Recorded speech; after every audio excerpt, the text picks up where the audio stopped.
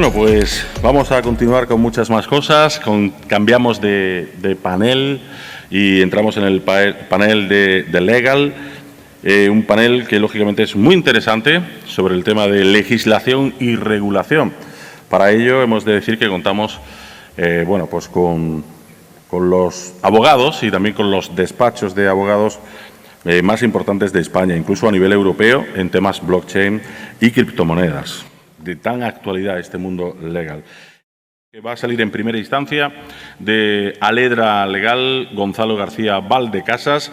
Gonzalo es socio del despacho de CISAE y de Aledra en el área de FinTech y Corporate, con varios años de experiencia en el campo de la tecnología y de la información, en blockchain, ciberseguridad y en materia regulatoria, financiera y bancaria. Ha prestado servicios en firmas especializadas en materia mercantil y regulatoria y ha sido el socio fundador y director de distintas startups de ámbito tecnológico, legal y financiero. Él es miembro del Colegio de Abogados de Madrid, ha recibido también varias veces el premio Best Lawyer. Además, es profesor del Máster de Propiedad Intelectual, Derecho Tecnológico de la Universidad Internacional de Valencia, así también como en la Business School de ISDE y EIAE. Tiene grado en Derecho por la Universidad de Granada, además ha sido premio extraordinario de trabajo de fin de grado con el programa MBA por el Instituto de Empresa, máster de acceso a la abogacía, máster de emprendimiento y nuevas tecnologías, siempre con el número 1 de su promoción por el IE Law School. En fin, un curriculazo para todos vosotros, servidos en bandeja aquí, con este primera ponencia de nuestro panel de Legal. Con todos ustedes, del despacho CISAE y Aledra, Gonzalo García Valdecasas. Un aplauso para él. Hola, buenas tardes. Lo primero, la presentación larguísima, como siempre, pero es muy aburrida, todos los premios y me lo obligaba mi padre. Muchas gracias, como siempre, al Congreso y por la invitación y por la oportunidad de presentar. Vamos a hablar hoy un poco de la tokenización de activos, que está un poco de moda y es lo que estamos haciendo mucho en el despacho. Y queríamos aclarar ciertos conceptos y mi objetivo hoy no es tanto dar una chapa jurídica, sino intentar transmitiros ciertos conceptos que estamos utilizando en el despacho para que se aclaren cosas que intentamos explicar siempre a los clientes en metodología de tokenización de activos, ¿no? Entonces, empezaremos un poco por qué entendemos nosotros por la tokenización de activos, qué se está tokenizando, qué estamos llevando a la práctica hoy en día en tokenización. Luego explicaremos para nosotros el metaverso como tokenización total y luego, por último, hablaremos de blockchain como registro de la propiedad o como veremos, como registro de títulos, ¿vale? Entonces, un poco la tokenización al final lo que intentamos hacer y que lo que yo siempre explico es que para mí es la digitalización de los contratos. Siempre se está hablando que blockchain se puede cargar a los notarios o a los registradores y yo siempre digo un poco últimamente en las conferencias que blockchain lo que puede hacer es cargarse a los abogados.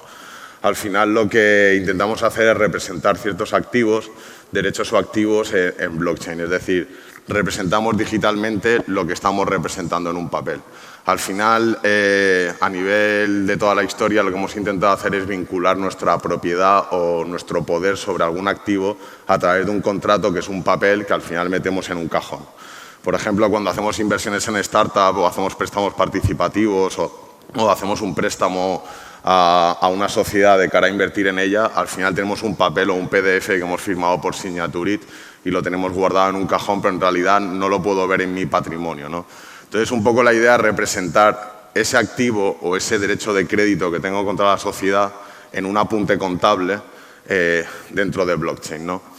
Entonces, lo que intentamos explicar siempre un poco es que solo tenerlo tokenizado y tenerlo en una wallet puede servir a nivel contable para tenerlo visualizado en una wallet, pero la principal gracia por la cual nosotros tokenizamos los activos es para intentar transmitir luego de forma fácil ese activo. Entonces, lo vinculamos siempre a una cláusula de cesión de ese contrato para que simplemente por el hecho de transaccionar ese token de wallet a wallet se entienda cedido ese derecho. Entonces, la idea un poco no es tanto en un mercado primario por poder emitirlo, sino dar una facultad en un mercado secundario o en una transmisión peer-to-peer secundaria, la transmisión de esos derechos de forma fácil. Al final no tener que hacer papeleo, es decir, no tener que ir al abogado para poder transmitir esos derechos. Hacerlo de forma fácil, yo transmito mi token y al final el token holder es el poseedor de ese derecho de crédito, ¿no?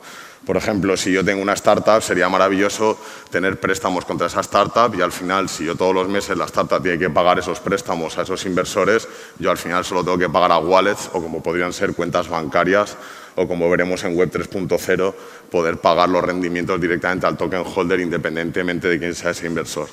No me importa tanto el inversor, sino a quién le debo el dinero y el derecho de crédito.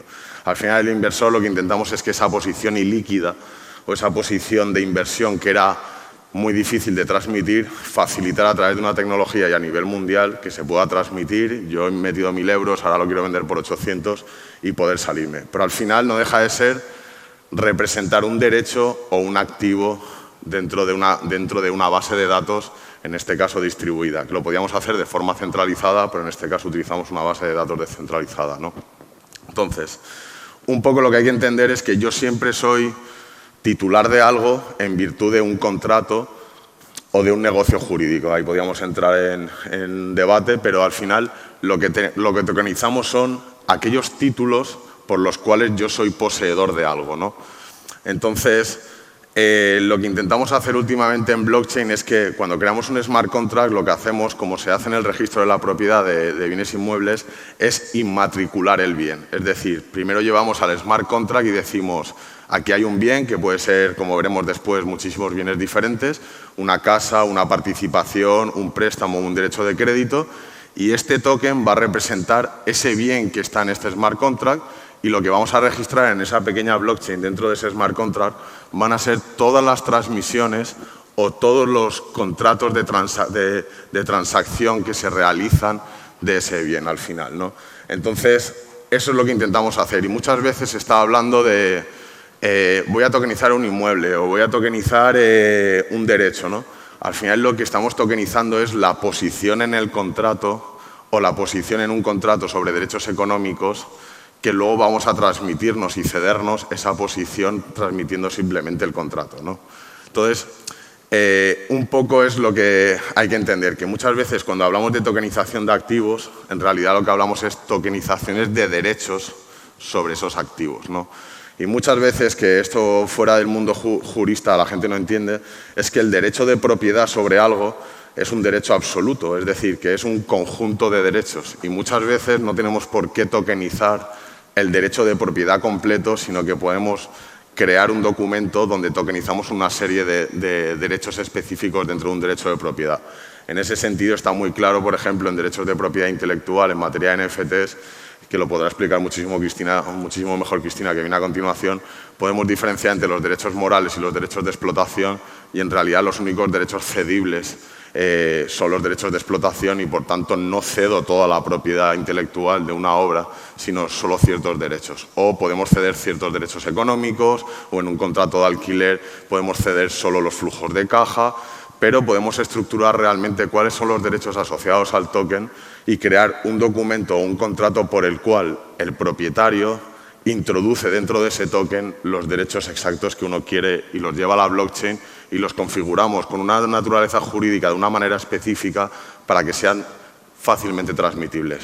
Ahí nos pasamos el día luchando contra el artículo 1280 del Código Civil, que es el que nos dice que tenemos que pasar por el notario, y hay ciertos activos específicos como los inmobiliarios o todos aquellos que vengan de una escritura pública que nos exigen que para su transmisión tengamos que ir al notario. Entonces, intentamos todo el rato hacer más líquidos esos activos para que sea efectiva y se perfeccione el contrato con la mera transmisión del token y no necesitemos ir al notario y hacer un trámite engorroso y costoso cuando lo que queremos es que el tráfico de los activos sea totalmente líquido y rápido, ¿vale? Entonces, un poco también la idea, y esto se ha estudiado muchísimo tiempo, sobre todo en materia de la ley hipotecaria y de lo que viene siendo el estudio jurídico de los registros, lo que se inscribe en blockchain no es tanto un registro de la propiedad donde tengo una serie de wallets y veo de quién es el token, sino lo que se ha inscrito siempre son los títulos. Es decir, cuando yo voy al registro de la propiedad y he comprado una casa, lo que inscribo es el contrato por el cual yo he comprado la casa y lo que hay es un tracto sucesivo de contratos, ¿no? Donde no tanto aparece la persona que es titular, sino esos contratos y dentro de ese contrato el nuevo titular. Es por ello que dentro del propio smart contract, para intentar agilizar el sistema, lo que hacemos es que cuando creamos el contrato por el cual tokenizamos y llevamos a la blockchain ese título de propiedad, intentamos predefinir el contrato por el cual se va a transmitir y obligamos al token holder que solo lo va a poder transmitir en esas condiciones para predefinir un sistema transaccional. Entonces, hacemos un contrato, lo llevamos a la blockchain, lo configuramos tecnológicamente una vez y entonces nos cargamos al abogado, porque ya no tiene que volver a aparecer, ya creamos un sistema automático de transmisión jurídicamente vinculante donde se lo van a poder transmitir sucesivamente solo una vez, que es lo que decimos que hacemos como una especie de contrato by default o compliance by default a nivel transaccional de esos derechos. Lo configuramos una vez, el abogado aparece, se configura con el tecnólogo y el abogado para crear un sistema y ya no vuelven a aparecer, ¿no? A menos que ya lo quieras eliminar con ciertas peculiaridades que están apareciendo. Pero la idea es crear un sistema por el cual yo de una vez creo algo para que no tenga que volver a aparecer ni un notario, ni un registrador, ni un abogado. Lo configuramos ex ante para que luego sea libremente transmisible y podamos avanzar, ¿no? Es un poco el concepto de tokenización y cómo lo estamos llevando a cabo, ¿vale? Entonces, una vez que hemos hablado de activos y derechos, lo que hay que entender un poco es que dependiendo de cómo se configura la ley en nuestro país, dependiendo del activo que vayamos a tokenizar o del derecho que vayamos a tokenizar, se rige por una legislación o por otra. Entonces, dependiendo de lo que vayamos a llevar a ese producto, a ese token, deberemos cumplir con una legislación u otra. Si estamos hablando de los típicos utilities o los derechos de preventa, pues por norma general pues tendremos que cumplir con la normativa específica de consumidores y usuarios, el derecho de desistimiento, o si son productos sanitarios, pues tendremos que cumplir con la ley específica regulatoria de ese tipo de productos al final. Pero entra y entonces tendremos que ver cómo vender ese producto, porque no deja de ser la representación de la venta de un derecho en un registro distribuido, y ver cómo lo tendremos que vender. Si estamos hablando de NFTs o obras digitales, bueno, NFT entendido como obras digitales o obras de propiedad intelectual, pues nos tendremos que regir por la ley de propiedad intelectual y ver cómo se transmiten, cuáles son los contratos y por qué y cómo se firman esos contratos para la transmisión de esos derechos. Si estamos en sistemas de recarga para compra o payment tokens, tenemos otra legislación específica. Si ahora están apareciendo muchísimo las membresías, ¿no?, asociadas a los NFTs, que es a la vez un token híbrido en el que tengo derechos de propiedad intelectual y puedo ser miembro de un club o miembro de un museo que me permite acceder al museo de forma más barata o de forma a unos eventos específicos. No deja de ser un servicio a la vez que derechos de propiedad intelectual pues va por su propia normativa. Si estamos tokenizando derechos inmobiliarios o derechos de crédito es lo mismo. Si son derechos inmobiliarios tienen su legislación específica. Si estamos tokenizando sociedades, pues será por la ley de sociedades de capital. Y si estamos en los security tokens que todo el mundo habla, pues nos regiremos por la ley financiera al final.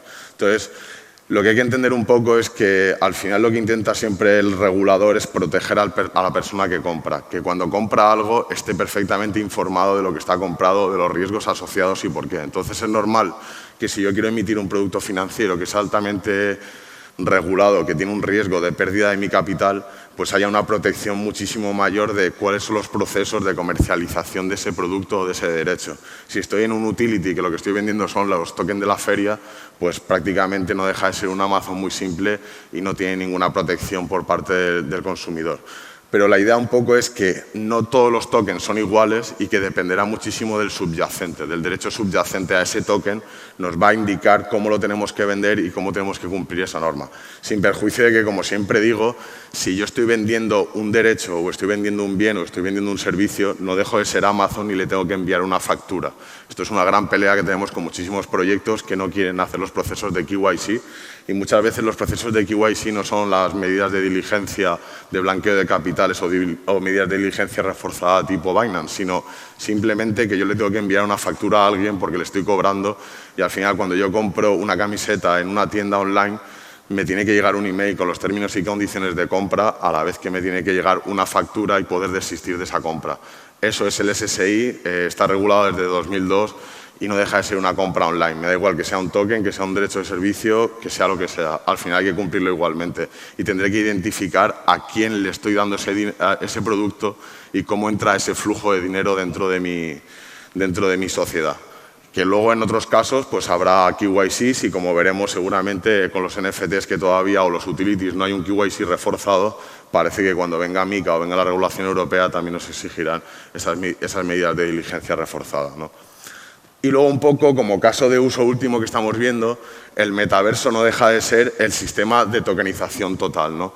Aquí siempre hablo de los compañeros de Outer Ring, que al final están aquí como siempre, donde creamos un mundo virtual y lo tokenizamos absolutamente todo. La gracia no deja de ser, siempre hemos tenido mundos virtuales, pero en este caso lo que tenemos es un registro en blockchain que me permite tener registrado la propiedad o los títulos de propiedad, como decíamos antes, de todos los activos de este mundo virtual, ¿no? En el caso de Outer Ring, creo que, lo digo de memoria, pero creo que tienen 31 commodities que luego vas a poder utilizar para craftear y crear otro tipo de productos y monedas y historias. Tienen una moneda transaccional, que es el propio euro del gobierno, que es otra tokenización de la moneda.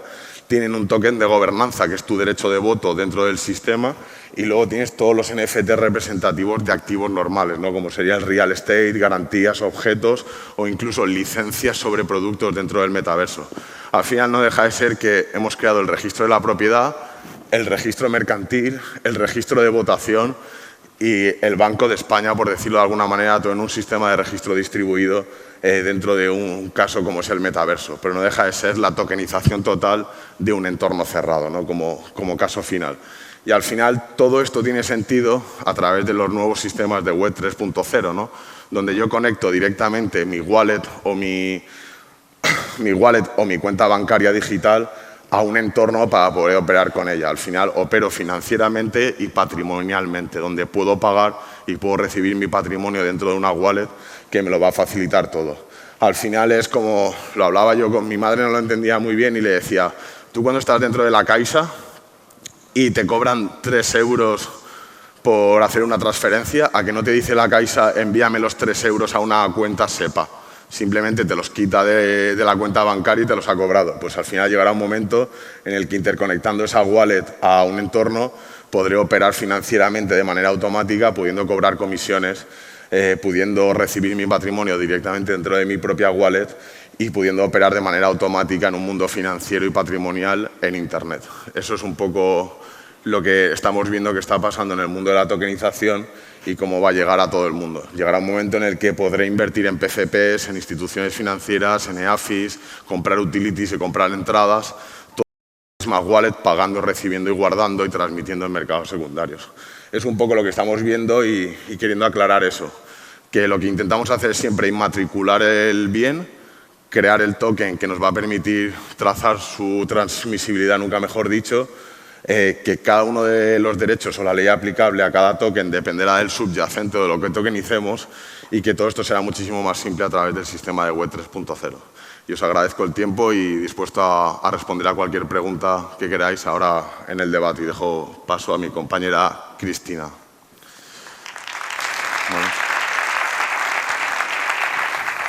Bueno, pues ahí teníamos a Gonzalo García Valdecasas y yo creo que suplementando además todo lo que nos ha contado él, viene el despacho Écija. Ella es Cristina Villasante, que se incorporó precisamente en este despacho en el 2018, tras su paso previo por firmas como Eversheet, PwC y Accenture.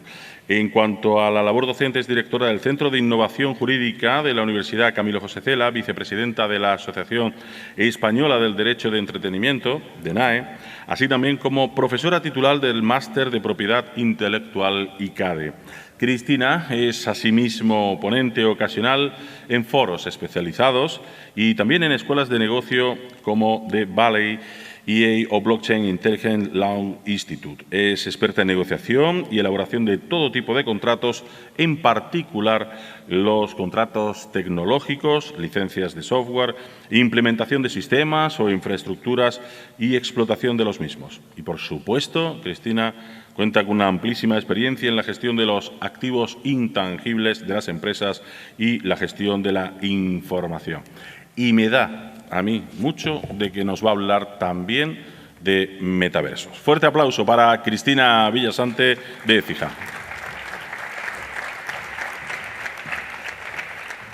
Muchas gracias.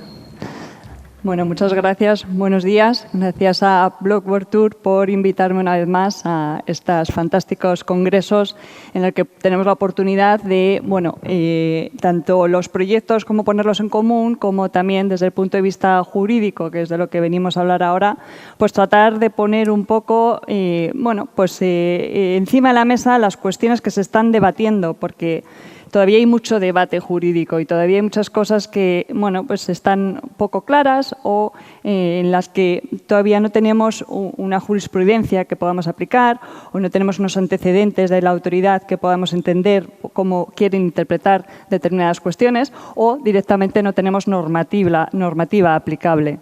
Pero, sin embargo, sí que se está empezando, lógicamente, a regular todo este mercado que se está generando y que es nuevo con los criptoactivos. Y este mercado que se está empezando a regular y que está relacionado con los criptoactivos, podemos empezar a diferenciar las distintas tipologías de criptoactivos que hay para llegar a los NFTs, que es de lo que yo quiero hablar realmente. ¿Y por qué quiero hablar de los NFTs? Porque, como bien decía Gonzalo, ahora estamos empezando a ver cómo las empresas están interesadas en el mundo del metaverso. ¿Y por qué están interesadas en el mundo del metaverso?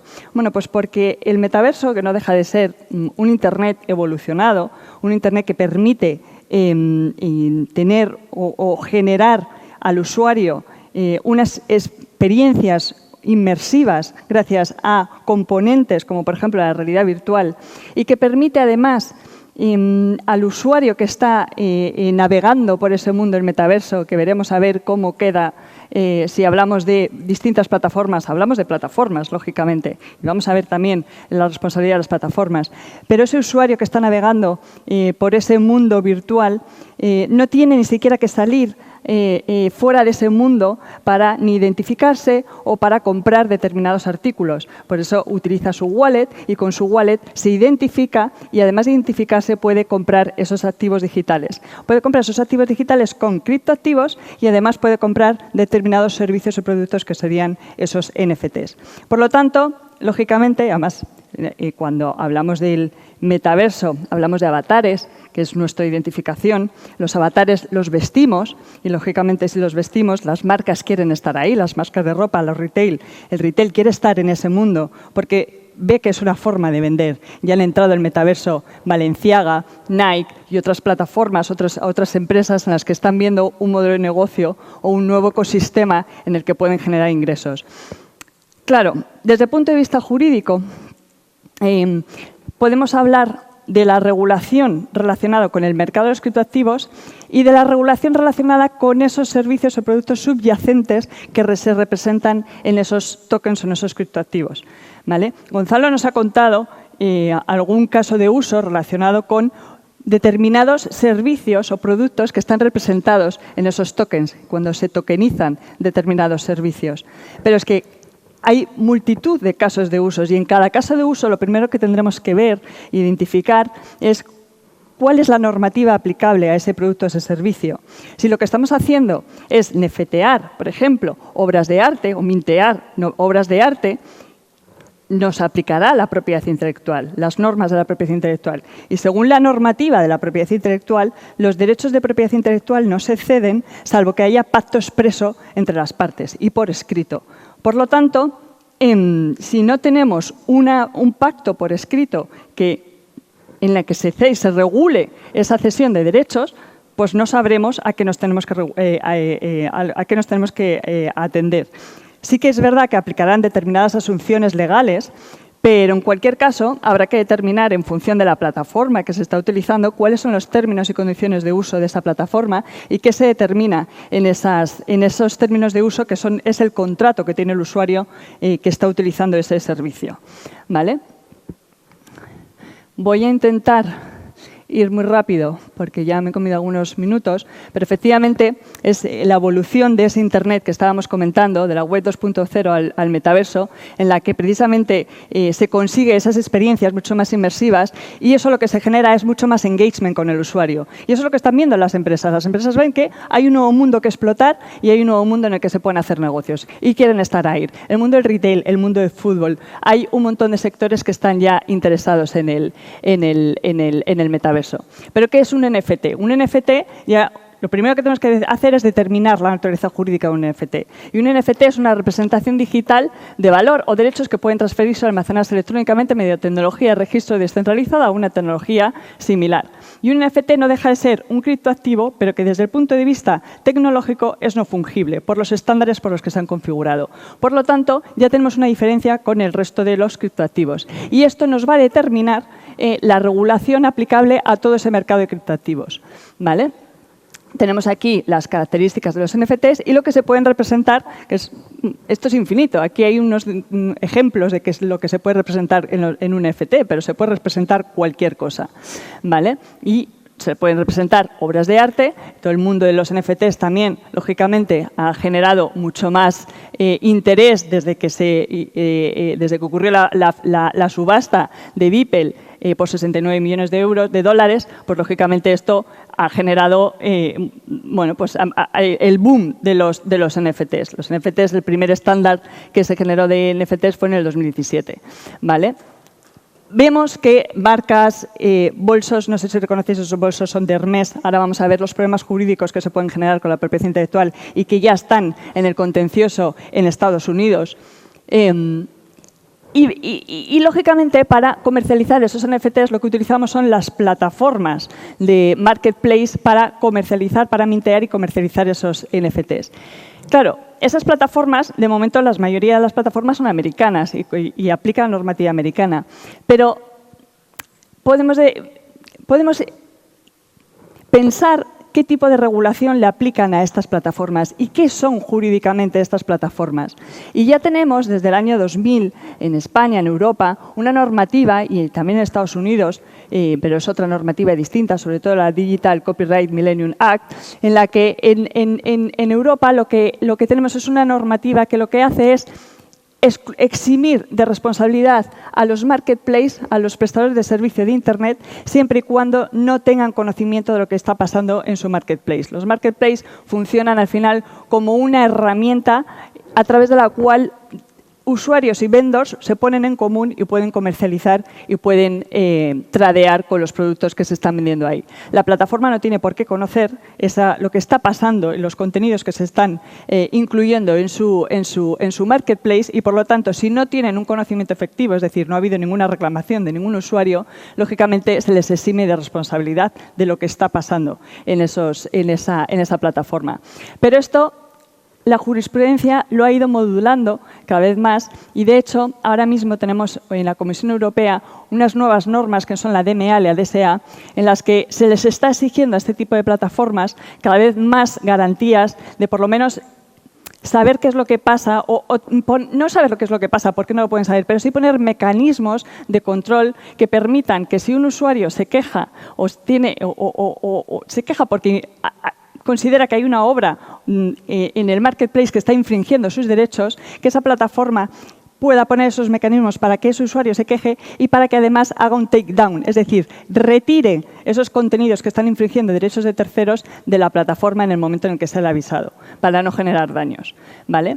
Si nos leemos los términos y condiciones de OpenSea, lo que vemos es que lo primero que dice es que, por cierto, hay una entidad detrás. Hablamos de un mundo descentralizado y todo lo que queráis, y DAOs y todo lo que queráis, pero aquí hay una entidad detrás, está reconocida, y es una entidad americana. Y si hay algún tipo de responsabilidad que generar, sabemos a quién nos tenemos que dirigir, ¿vale? Y esta compañía lo que dice es que no es un wallet provider, no es un exchange, no es un broker, no es un financial institution, no es más que una plataforma peer-to-peer en la que los usuarios pueden comprar y vender los NFTs, ¿vale? Y, de hecho, la plataforma no forma parte del contrato entre el usuario y el vendor, Bueno, pues esto es importante porque lo que están haciendo aquí es precisamente ponerse esa gorra de prestador de servicio y decir, oye, lo que pasa en mi marketplace yo no tengo ningún tipo de responsabilidad, ¿vale? Lógicamente esto hay que luego ver cuáles son precisamente ese conocimiento efectivo que tenía o que no tenía, o cuáles son las medidas de seguridad que se están poniendo cuando puede haber, hablamos de infracción de propiedad intelectual, pero también hablamos de temas de ciberseguridad y de hackers, de pérdidas de los NFTs. Oye, ¿qué es lo que ha pasado? ¿Ha cumplido con todas las normativas que luego también de ciberseguridad, de datos, etcétera? ¿Y se le puede exigir responsabilidad o no? Pero ellos, de momento, por supuesto, lo que dicen es yo no tengo responsabilidad, pero sí sabemos quién está detrás, ¿vale?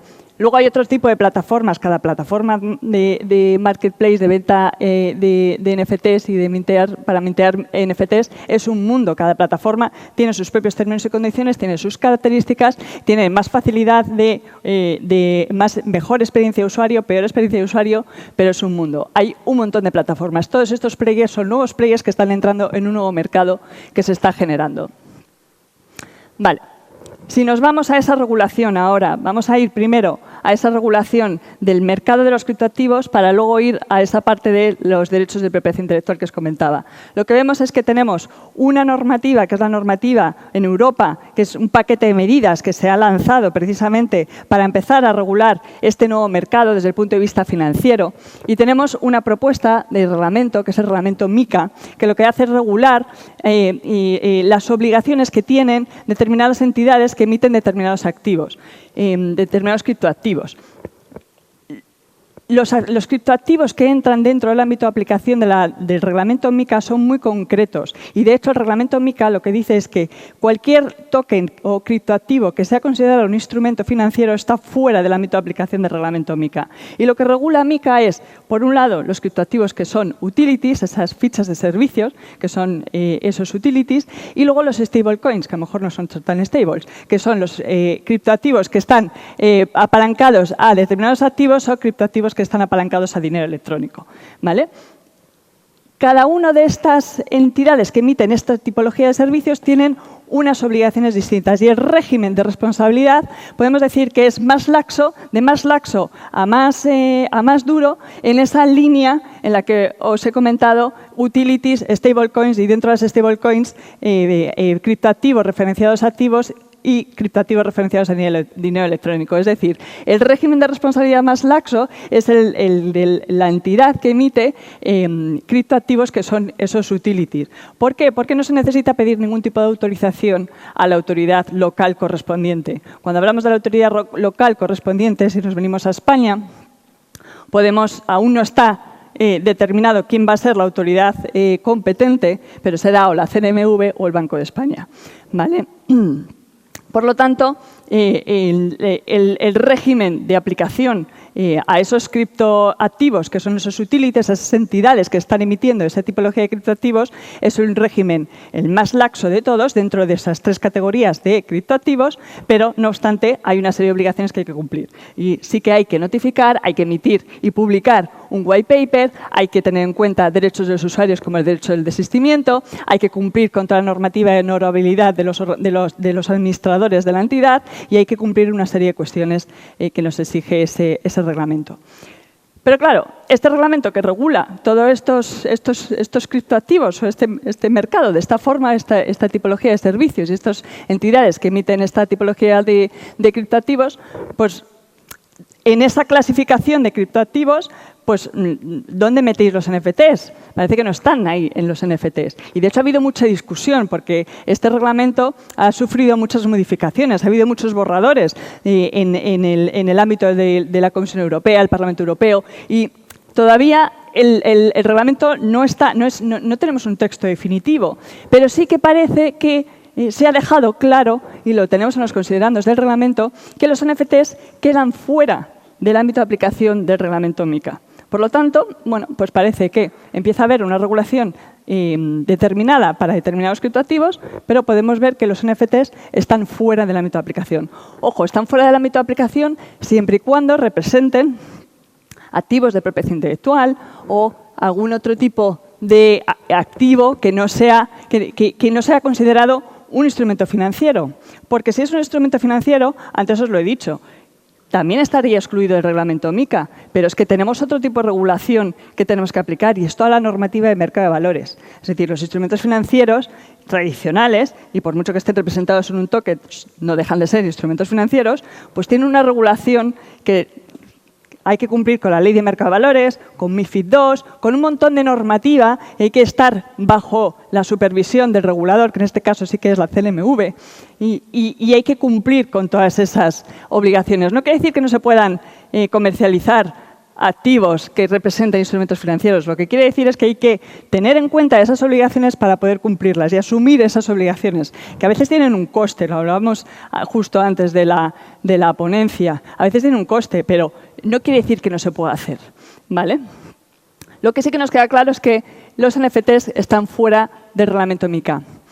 Y luego, relacionado también con estos servicios de criptoactivos y fundamentalmente con la publicidad relacionada con los criptoactivos y con los criptoactivos que son objeto de inversión, también tenemos una circular muy reciente que ha emitido la CNMV, porque sí que se le ha habilitado a la CNMV a controlar la publicidad de estos servicios de criptoactivos. ¿Y por qué la CNMV? Porque lo que hace precisamente esta circular es regular todos aquellos criptoactivos, esa publicidad relacionada con esos servicios de criptoactivos que se consideren objeto de inversión.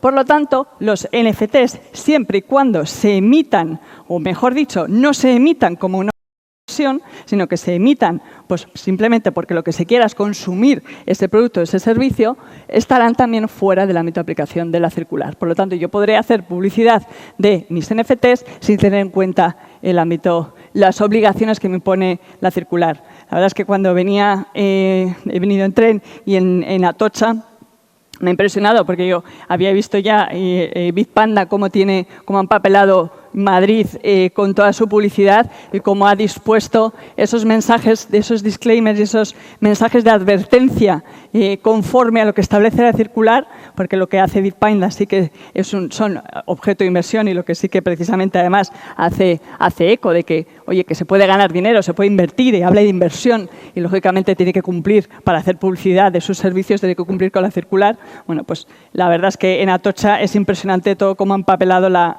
estación. Y lo ha hecho bien porque ha cumplido con la normativa y ha cumplido con los mensajes publicitarios, con los mensajes de advertencia sobre los riesgos de inversión, con el tamaño de letra que tiene que ser igual al tamaño de letra del claim publicitario. Pero yo lo que quiero dejar aquí claro también es que esos NFTs, si hablamos de los NFTs, si los NFTs no se emiten o comercializan como un objeto de inversión, estarán también fuera del ámbito de aplicación de la circular. Aquí, ojo, porque siempre hay líneas grises y siempre hay, no, pero si mi NFT en realidad no es un objeto de inversión. Bueno, a ver cómo lo estás haciendo y a ver cómo lo estás emitiendo, cómo lo estás comercializando, qué mensaje estás dando a los usuarios, si ya estás hablando de inversores. Ojo, porque a lo mejor ya tú mismo te estás poniendo piedras contra tu tejado porque ya estás diciendo que es una inversión. Es decir, hay que tener en cuenta muchas cosas a la hora de desarrollar un proyecto para que el token caiga dentro de la naturaleza jurídica que estamos pretendiendo. Que muchas veces nos llegan asuntos en los que lo que tenemos que hacer es analizar precisamente esa naturaleza jurídica del token, porque eso es lo que nos va a determinar, como estamos viendo, el ámbito de aplicación de la normativa correspondiente. Y a veces, pues según lo que estás analizando dentro del proyecto, pues en unas partes del proyecto, según analizas algunos materiales del proyecto, parece que sí que no es un objeto de inversión o que no es un instrumento financiero o que cualquier otra cosa, y según otros documentos que puedas ver del mismo proyecto, pues se contradicen y parece que se lo lleva por otro lado. Por lo tanto, hay que tener en cuenta y hay que tener mucho cuidado con cómo lo hacemos para que nos caiga dentro de esa naturaleza jurídica que estamos buscando o que simplemente, al final, hay una frase que se dice mucho en derecho y es que los contratos son lo que son y no lo que las partes dicen que son. Es decir, yo por mucho que diga mi token es un utility y por lo tanto me voy al régimen de responsabilidad y obligaciones más laxo, no tengo que pedir autorización y no tengo que hacer nada más, pues ojo, porque por mucho que tú digas que es un utility, si analizas la naturaleza jurídica y ves que puede considerarse un instrumento financiero, te va a llegar la autoridad y va a decir esto es un instrumento financiero y tienes que pasar por caja, ¿vale? O sea que ahí hay que tener mucho cuidado. Otra normativa que podemos considerar y que nos puede aplicar cuando estamos prestando esta tipología de servicios de criptoactivos y sobre todo y fundamentalmente cuando lo que estamos haciendo es proveer de servicios de cambio de monedas, los exchanges de monedas virtuales por monedas fiduciarias o los custodios de monedas electrónicos, los wallets. Estos dos sujetos se han convertido, conforme a la quinta directiva de blanqueo de capitales, de prevención de blanqueo de capitales y financiación de terrorismo, como sujetos obligados. Es decir, estos dos tipos de entidades que prestan estos servicios tienen que cumplir con toda la normativa de blanqueo de capitales en relación con el Know Your Client de sus clientes, de los usuarios, es decir, en la plataforma, el onboarding lo tenemos que hacer conforme nos exige la directiva, que ya está traspuesta en España con una ley, con un Real Decreto Ley.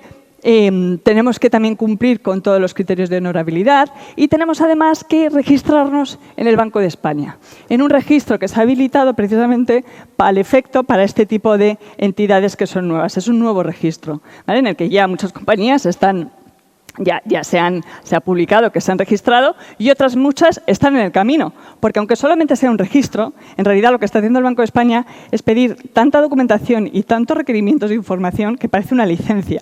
Es decir, se puede decir que esto es un registro y que lo único que tienes que hacer es ir al Banco de España y decir, bueno, aquí estoy, hola, estoy prestando estos servicios y ya está. No, te van a pedir mucha documentación y funciona casi como una licencia. Y son procesos largos, ¿vale? No sé si he terminado desde hace mucho tiempo. ¿Sigo o no? Ya, pues tengo que parar. Bueno, lo que quería decir es que los NFTs, la prestación de servicios con los NFTs, claro, no se puede considerar un NFT como un intercambio de monedas virtuales o no se puede considerar un NFT como un servicio en el que se custodien monedas electrónicos. Ya hemos visto OpenSea, por ejemplo, como decía en su propia página web, que ellos no eran un servicio de wallet. Por lo tanto, ¿podríamos entender que estarían fuera del ámbito de aplicación de la normativa de blanqueo? Bueno, ojo, porque si lo que estamos haciendo es en esta plataforma comercializar NFTs en los que se están representando obras de arte y se están vendiendo mediante subasta o venta individual por un precio superior a 10.000 euros, a lo mejor nos aplica también la normativa de blanqueo de capitales, ¿vale? Eso según lo que dice también la directiva, ¿vale? Simplemente os voy a contar algún caso de uso, algún problema jurídico que ya está pasando.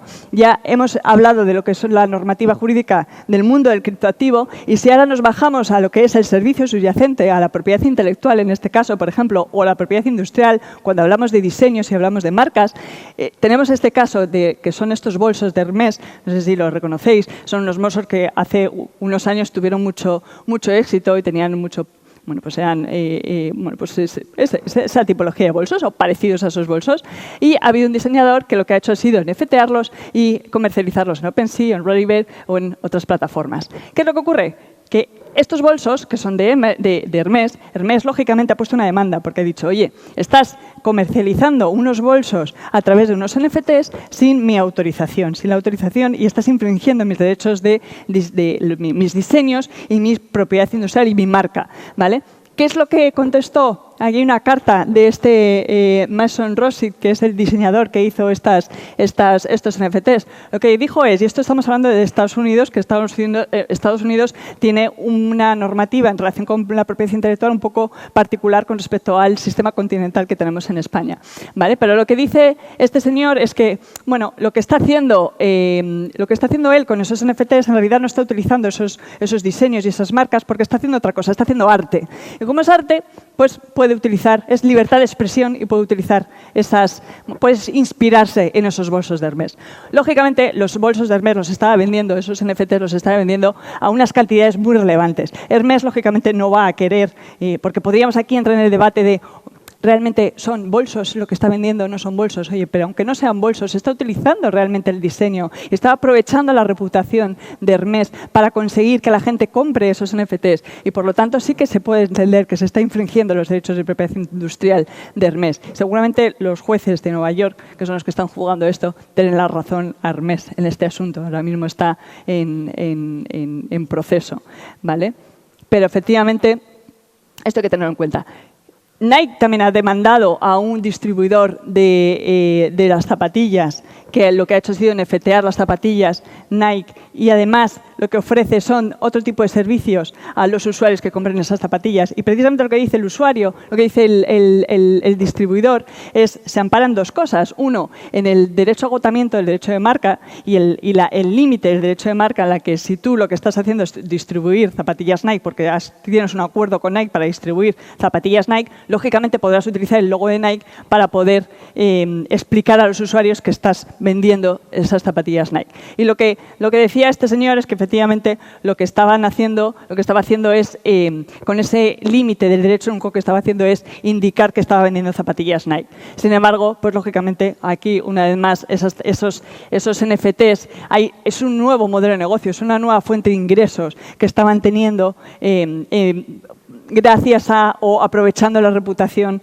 de Nike. Y aquí también hay inflación. Y ya me paro, también en el mundo audiovisual hay contiendas.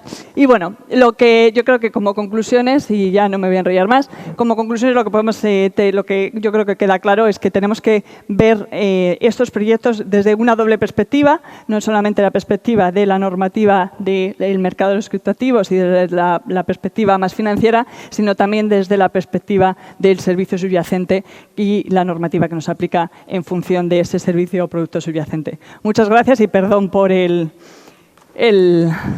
abuso. Bueno, merecía la pena, ¿no? Merecía la pena porque es súper interesante. Y nos vamos con Ignacio Ferrer Bonsón. Él es abogado licenciado en Derecho por la Universidad de Navarra, máster en Derecho Internacional de la Empresa, especialista legal en el ámbito de blockchain y de criptomonedas desde hace ya también bastantes años. Es socio del despacho de Ferrer Bonsón Sanjurjo, abogados, y es partner legal de Nexiolab, la empresa que seguro que conoceréis, que ha desarrollado, entre otros proyectos, a Bambudify y a Otherring. Es presidente de Blockchain Arbitration Society. Vas con Ignacio Ferrer Bonsón. Fuerte aplauso para él. Muchas gracias.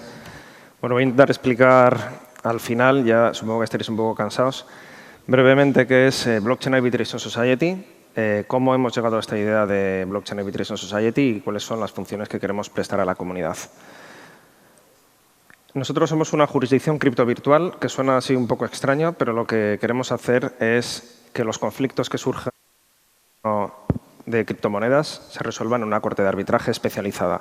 Cuando hablo de esto en el entorno cripto, la gente suele pensar que la corte de arbitraje lo que se dedica es a hacer intercambio de cripto en arbitraje, pero me refiero a otro arbitraje distinto.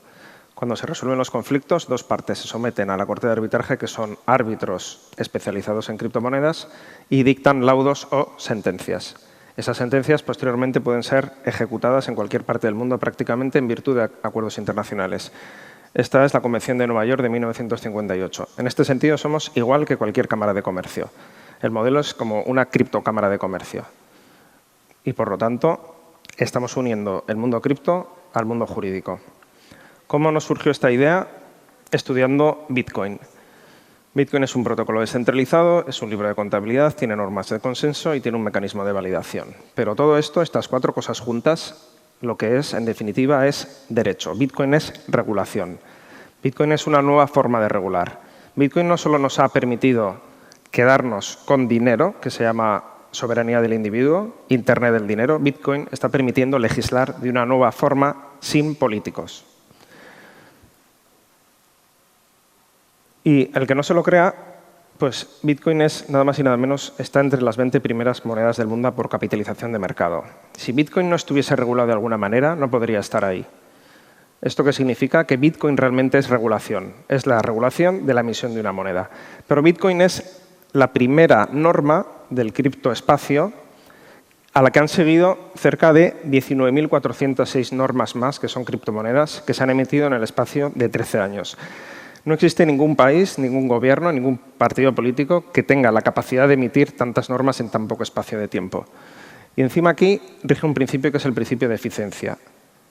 La norma tiene que servir para algo y además hay mucha competencia. Si tu norma no sirve, otra te mejorará. Aquí he destacado algunos proyectos que ya se están sometiendo al BAS, como Bambudify, GBM, Fantoken del Club Baloncesto Orense, Outerring, Hungry Bees. además de ser una comunidad muy activa creando normas, es una comunidad activa derogando normas. Y si no, que se lo pregunten a UST, que al final acabó siendo DAI. DAI me refiero a que se ha convertido en otra moneda estable. O sea, la comunidad ha derogado esta norma. ¿Qué ha ocurrido? Que no estaba bien elaborada la norma. Ahora quieren hacer un fork, que es como una especie de reforma legal, a ver qué decide la comunidad. Cuando ocurre una masacre de este calado, nos encontramos con los que regulan, los que están regulando, los estados, como la Fed o el Banco Central Europeo, y nos dicen que son ellos los que deben regular. Y en el caso del Banco Central Europeo, dice que esto es un esquema Ponzi y habla también de hipoteca suprime. Hipoteca suprime es su regulación, no la regulación cripto. De manera que la comparación no me parece muy acertada. Pero ¿qué ha ocurrido también con el sistema normativo? Que se lo preguntan a los 300.000 afectados de Banco Popular. Una norma les dejó sin nada. Tenemos una ventaja con el caso de UST. Sabemos que estaba mal regulado. Y la gente que tenía Terra dice, bueno, estoy en el criptomundo, estaba mal regulado. La gente de Banco Popular no sabe qué ha pasado. El informe de Deloitte no se publicó, por ejemplo.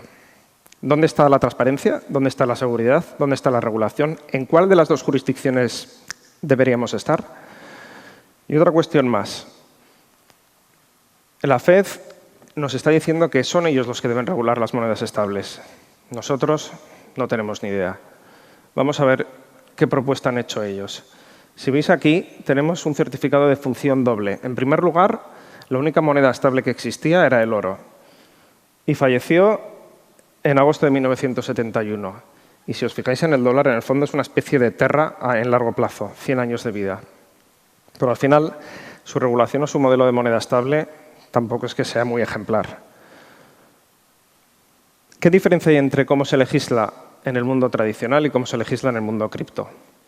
En el mundo tradicional, la manera de ejercitar la soberanía es la teoría de Rousseau, el contrato social. Es necesario el pueblo, porque el pueblo tiene la soberanía. Todas las constituciones repiten que la soberanía nacional reside en el pueblo, luego hay que hacer la división de poderes, ejecutivo, legislativo y judicial, y luego existen un montón de terceros de confianza que son los que tienen que elaborar las normas. En el mundo cripto esto es distinto. La soberanía reside en la comunidad, existe una unión de poderes de legislativo y ejecutivo y todo recae en la comunidad, como he dicho antes. Pero el tema de la unión de poder, disposición, poder legislativo y ejecutivo solo ocurre en el mundo cripto. No necesitamos terceros de confianza cuando uno paga un Bitcoin, no necesitamos un tercero de confianza que envíe el Bitcoin de una wallet a otra. Esto ocurre automáticamente y esto no ocurría antes. Visto desde otro punto de vista, aquí podríamos ver cómo Bitcoin recae en la comunidad, que es la que decide o no dar validez a ese proyecto de ley, y a la izquierda tenemos el sistema tradicional con terceros de confianza. Esto ya ocurrió antes. Se puede cambiar el derecho, se puede crear el derecho. Prueba de ello son nuevos modelos de negocio como son Airbnb o Uber, que han cambiado la legislación. Ahora estamos en un momento de cierta alegalidad, pero esto también ocurrió en la Edad Media. Esa moneda que está ahí es el florín. El florín se asoció al patrón oro y supuso una moneda estable y supuso un nuevo comercio. En aquella época se legislaba con el derecho canónico y el derecho romano. Hacía falta nueva norma para ese comercio que iba surgiendo.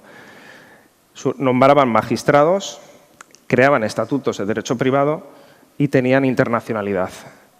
Este ejemplo es el que está ocurriendo hoy con el modelo cripto, empezando por Bitcoin, que es una moneda estable, entendiendo por estable deflacionaria que tendrá cada vez más valor. Bueno, Bitcoin, desde un punto de vista legal, aquí no es moneda de curso legal, pero sí que puede servir como medio de pago si las partes así lo quieren.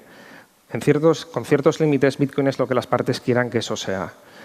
Y así lo reconoció la sentencia del Tribunal Superior de Justicia de la Unión Europea. ¿Esto qué quiere decir? Que podemos crear derecho. Podríamos, por ejemplo, tokenizar un bien inmueble transmitiendo la propiedad del inmueble de esta manera. No sería técnicamente la propiedad, pero serían las acciones sociales que son titulares del bien inmueble. Al transmitir la acción social, el token, se están transmitiendo la participación social y un derecho de uso y disfrute del local. Esto está pactado por estatutos y al final el VAS hace de oráculo jurídico. Esto es importante nuevas instituciones que puedan hacer y cumplir esta función de oráculo jurídico. Quedaría así. La comunidad es la que crearía esta nueva forma de funcionar. Seguiría habiendo notarios y registradores, por supuesto, pero cambiaría la forma de hacer derecho. Termino diciendo cuáles son las funciones del VAS.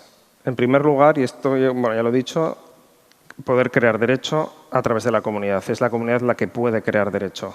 Cada emisión de una criptomoneda o de un token o de un protocolo es una nueva forma de regular. Hay que reconocer este nuevo derecho. Cuando las partes se someten a nuestra corte de arbitraje, el white paper, por ejemplo, es ley. Lo que está codificado es ley.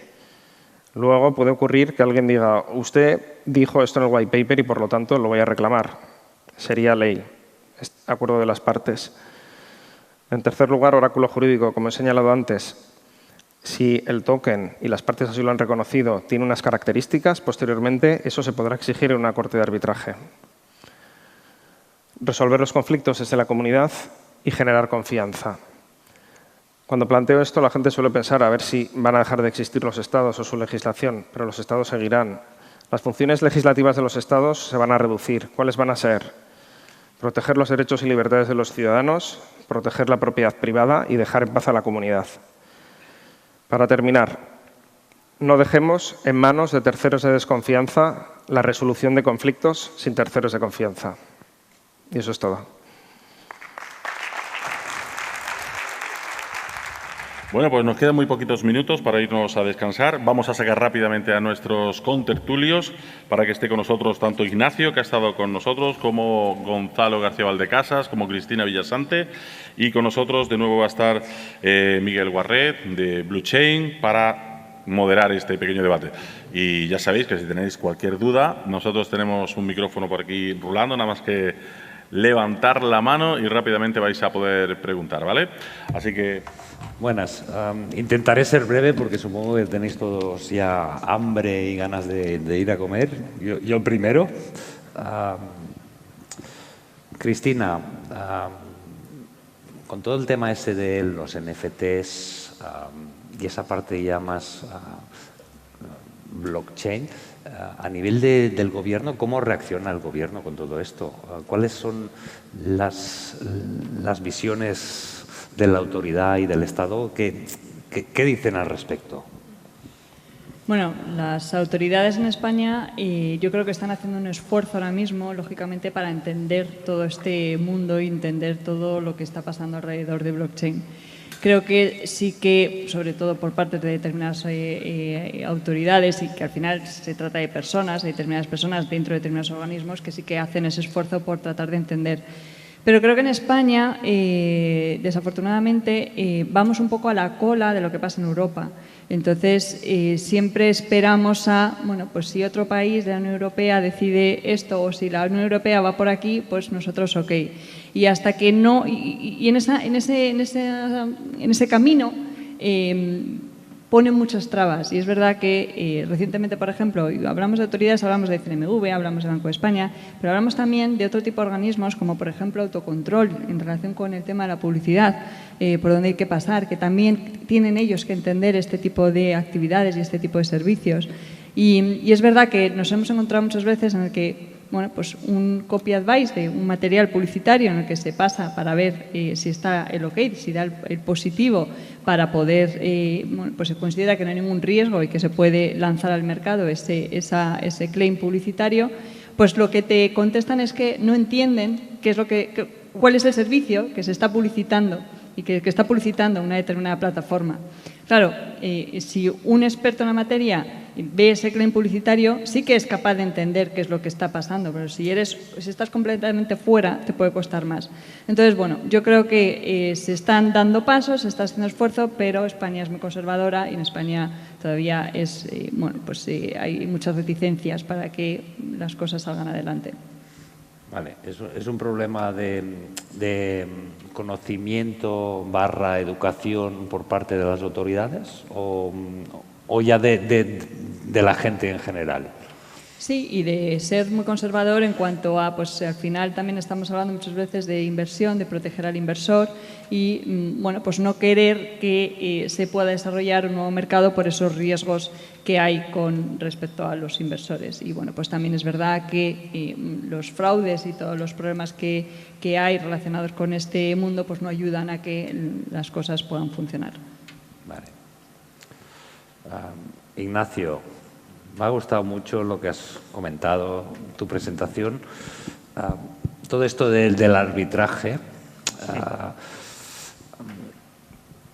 Entiendo que el objetivo es crear derecho, ¿no?, mediante esa comunidad por parte de blockchain, ¿no? ¿Y cómo lo cómo lo ves tú para crear esa comunidad? Sí, a ver, el tema de la comunidad cripto es que en la medida que va madurando una comunidad necesita legislación, pero creo que la situación de la comunidad cripto es un poco especial porque, como he dicho antes, Bitcoin es regulación, Bitcoin es ley, es una nueva forma de regular. Y a veces no somos muy conscientes de que tenemos un nuevo derecho entre las manos. Siempre miramos al de fuera, igual por defecto, porque tenemos que pedir permiso para todo en nuestro estado. Entonces, ¿qué ocurre? Que no podemos hacer cosas sin una autorización, por ejemplo. Y tal y como está la regulación, que es 1255 del Código Civil, libertad de pacto entre las partes, prácticamente, a ver, no te digo que se pueda hacer todo, por supuesto, tienes también las limitaciones técnicas, pero tenemos muchas opciones que hoy se pueden hacer. Igual el día de mañana, con la regulación, podremos hacer menos cosas.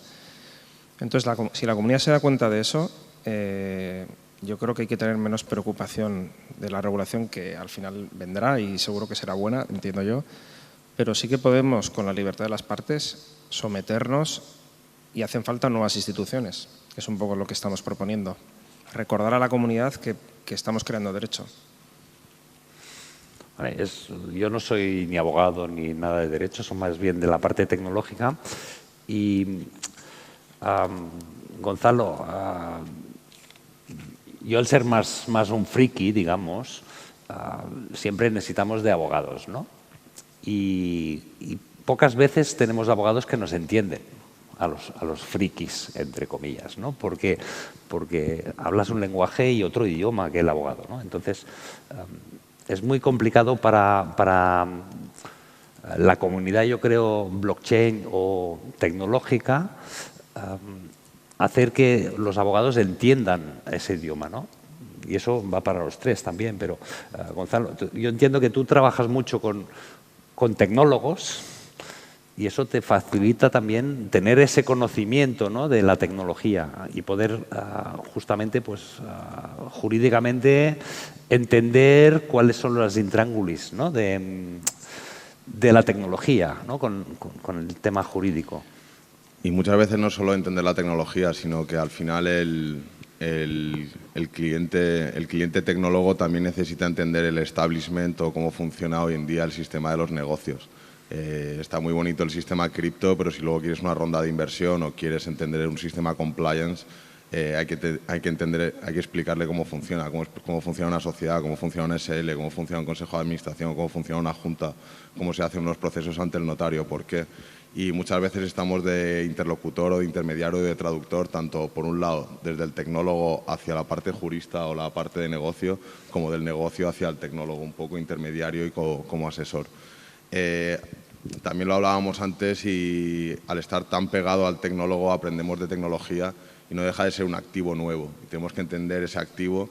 Y lo explico muchas veces cuando voy a la universidad y digo, si realmente quieres ser un buen abogado inmobiliario, debes entender de inmobiliario. Tienes que entender de casas, de terrenos, de calles, de ventanas, cuál es el proceso constructivo, dónde está el verdadero valor añadido de los diferentes agentes dentro de un proceso de construcción de una casa, el arquitecto, el aparejador, los seguros y todo. Pues en tecnología es lo mismo, construimos productos que queremos vender y tenemos que saber todos los componentes de la cadena y entender el sistema para realmente poder asesorar y hacerlo bien.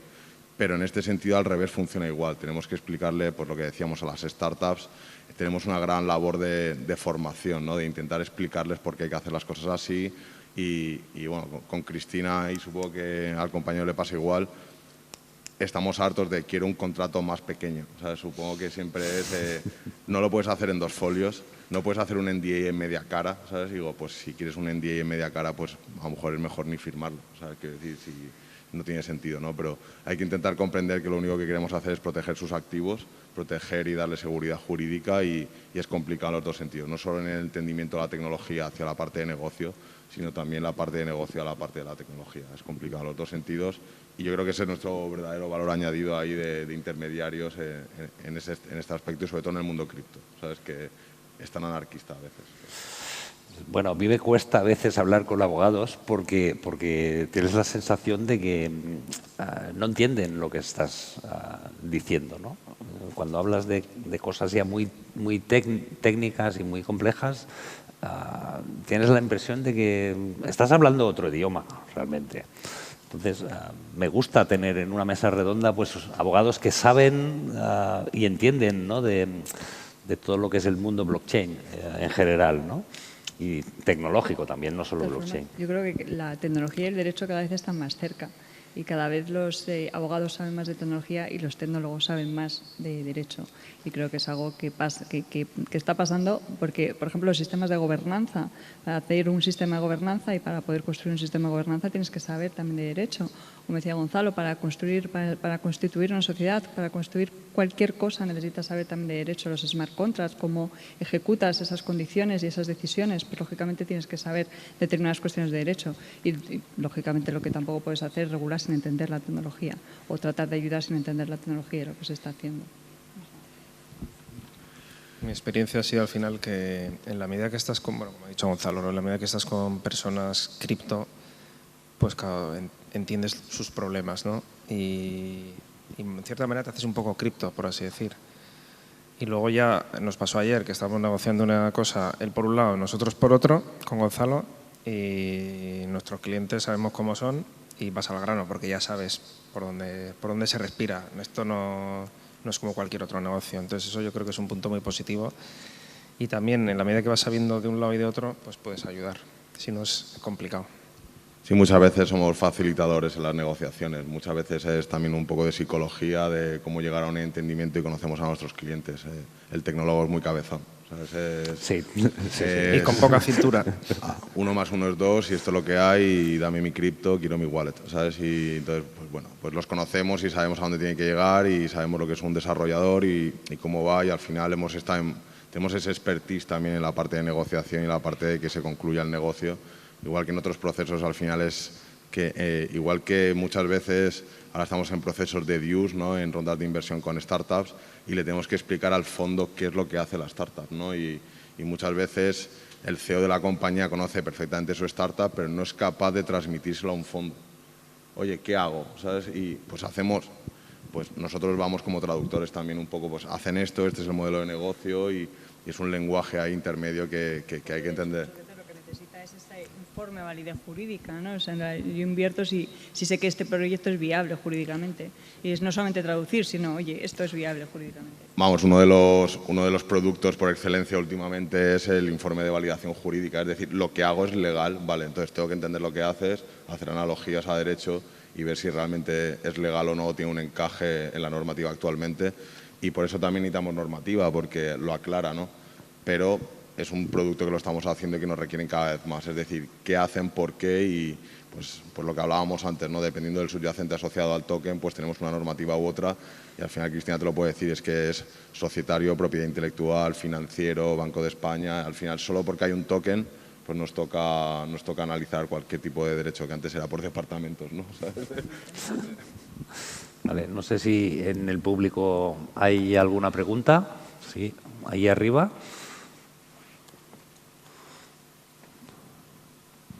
Hola, buenas. Referente, a la agencia tributaria ha dicho que reconocía como que Bitcoin y el resto de tokens estaban exentos de IVA y dicen que ahora quieren aplicar a los tokens no fungibles, por el hecho de ser no fungibles, creo que es así, no sé si me equivoco, se le quiere aplicar un IVA.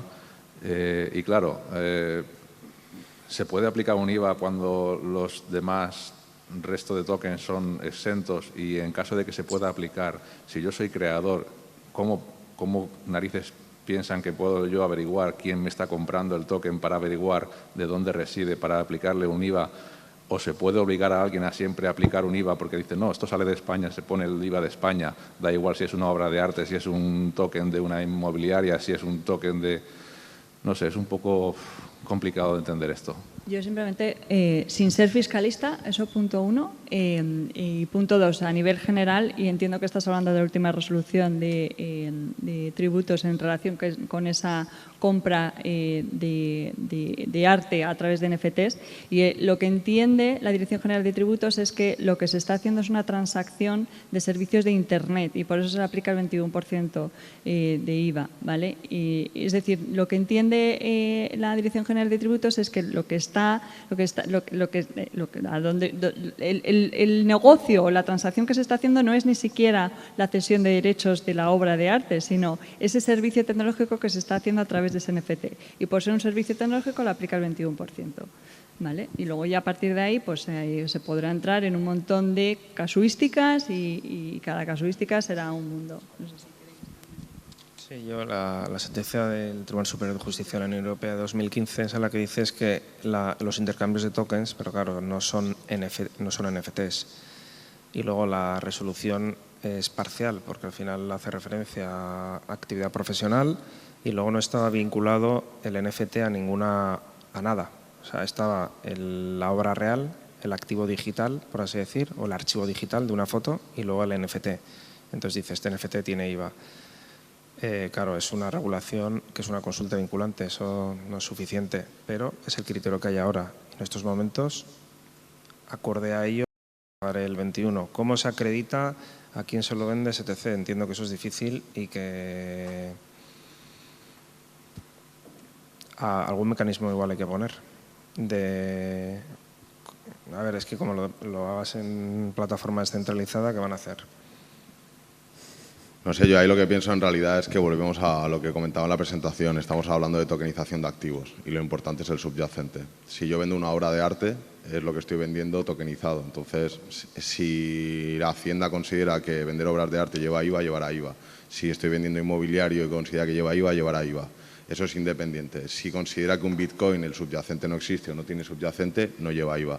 En el caso de esa resolución, encima es complejo, como decía Cristina, porque divide lo que es el activo del propio NFT y lo que intenta es meterle un servicio tecnológico. Entonces, al final, Hacienda funciona por un sistema de clasificaciones donde voy a ver si el servicio conlleva IVA o no y lo intenta encuadrar.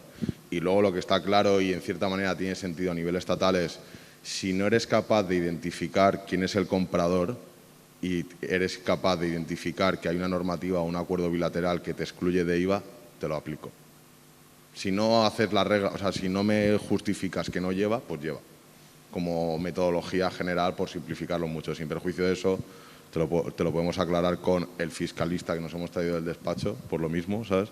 Que lo tendrá mucho más claro, porque al final aquí lo que estamos son tecnólogos y mercantilistas, pero hemos traído al fiscalista para que tengas media hora con él ahora mismo. Me lo he traído por lo mismo, ¿sabes qué decir?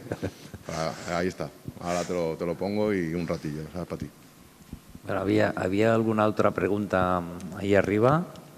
Sí, muchas gracias. En primer lugar, enhorabuena a todos los ponentes. Me han parecido súper interesantes todos los temas, tanto Cristina con esos puntos, matices donde se pone a prueba la norma actual, como Ignacio. Y mi pregunta va dirigida a ti, Ignacio. No sé si has leído el libro de Justicia sin Estado. Si lo hubieses hecho y hicieras una pequeña reflexión sería fantástico, pero en cualquier caso, ¿hasta dónde crees que se puede llevar el arbitraje para resolver conflictos? ¿Crees que se puede impartir justicia de forma privada? Porque la justicia es una de esas cosas que delegamos habitualmente en el Estado, pensando que no se puede hacer de forma privada, y lo que estamos viendo es que hay muchos mecanismos que hacen que el libre mercado y en general las nuevas herramientas tecnológicas faciliten eso. ¿Cómo lo ves? ¿Crees que se puede llevar más allá? La verdad es que no hay que llegar gracias por la pregunta, no hay que llegar al mundo cripto para saber que hay métodos de resolución de conflictos privados. Las cámaras de comercio tienen sus cortes de arbitraje y muchos litigios se resuelven con arbitraje. Pero yo creo que el mundo cripto tiene un punto distinto, uno, que es una tecnología disruptiva y por lo tanto una blockchain ya es un registro público, ya es un registro notarial o un registro como el registro de la propiedad y por lo tanto está supliendo, querámoslo o no, de facto ya lo está supliendo. Entonces, eso es un punto interesante, la tecnología. Por otro lado, el mundo cripto va muy rápido. 20.000 criptomonedas en 13 años es una barbaridad. Y cuando salgan las regulaciones van a salir atrasadas y por lo tanto todo el rato habrá que estar cambiando. Y entonces al final, en la medida que, porque esta tecnología nos permite crear cosas, en la medida que las partes, que la comunidad, si la comunidad reconoce que Bitcoin es oro digital, lo es, se acabó. En China se prohíbe, ya, pero en China es el segundo país con más mineros del mundo y está prohibido.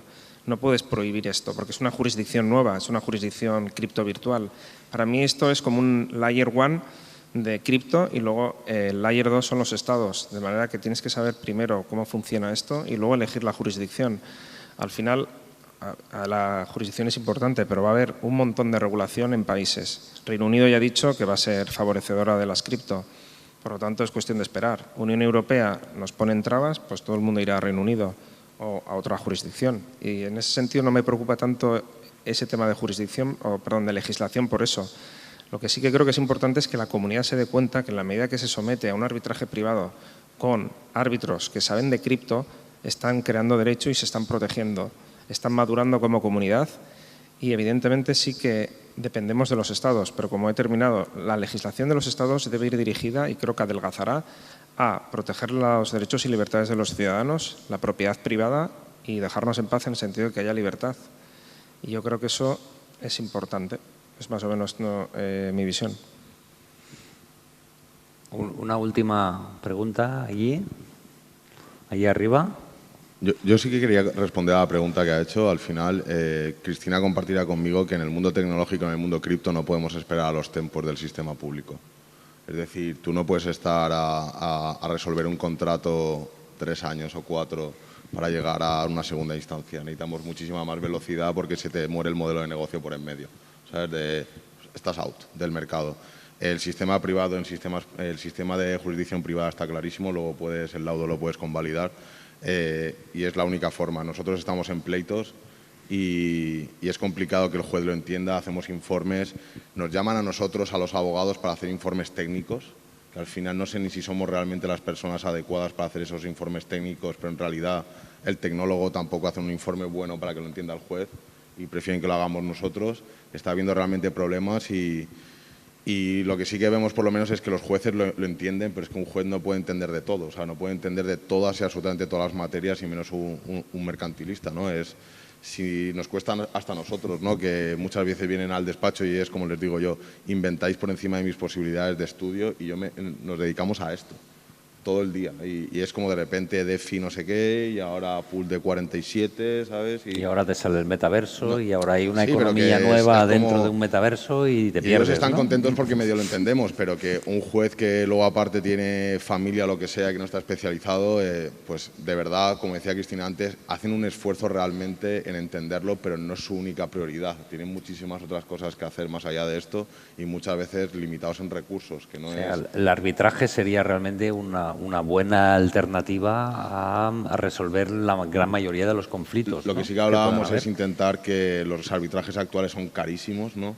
Intentar eficientarlo a través de sistemas digitales para que realmente fuese más accesible. O sea, un ICI de París por encima de los 200.000 o 300.000 dólares no tiene ningún sentido para cosas del día a día, pero sí que llegará de alguna manera, yo creo. O sea. Hola. Para empezar, muchísimas gracias por haber venido. La verdad que yo soy programador y escuchar abogados que hablan mi idioma es interesante. Particularmente la presentación de Cristina me ha resumido, no sé, unos 4 meses de research, así que esos 15 minutos ha valido la pena venir hasta aquí, así que muchísimas gracias. Y la pregunta va en un contexto legal. Nosotros estamos desarrollando un marketplace para la blockchain Solana desde Alicante. Y claro, o sea, toda esta parte es muy fundamental para la plataforma. Y la pregunta es, ¿creéis que podemos competir con todo, o por decirlo así, nuestro miedo es son temas regulatorios y poder competir contra nuestros principales players del mercado, como puede ser OpenSea o Magic Eden en el caso de Solana. Gracias. Pues es una buena pregunta, muchísimas gracias. Pero efectivamente, fíjate que siempre ha pasado. En España no, en Europa no hay un Facebook, no hay un Twitter, no, todas las compañías tecnológicas grandes, un Amazon, cualquiera, Oracle, IBM, son todas compañías, todas las tecnológicas son todas compañías americanas. Y esto tiene una explicación, y es que es verdad que en Europa se regula mucho más que en Estados Unidos, y esto siempre ha sido un stopper en las dos, en cuanto a la competitividad de las empresas. Y en este ámbito va a pasar lo mismo. Todos los ejemplos que he puesto son de plataformas de marketplace americanas. ¿Dónde están las plataformas de marketplace españolas, europeas? Las hay, claro que las hay, pero las que están con más visibilidad y con más NFTs y con más usuarios están en Estados Unidos. El tema regulatorio es clave para eso. Y eso, si no nos ponemos las pilas, no vamos a poder competir con las empresas americanas. A nivel regulatorio, a nivel, digo, de entendimiento y de, cuando digo nos ponemos las pilas, no, desde el punto de vista como empresario, como tecnológico no puedes hacer nada, sino que es a nivel más de la posición de Europa que quiere tomar con respecto a, bueno, pues desde un punto de vista más geopolítico. Ya está. Pues sí, a mí me parece que lo podríamos dejar ya aquí porque os invito a ir a comer ya todos. Muchas gracias. Ha sido un placer estar con vosotros.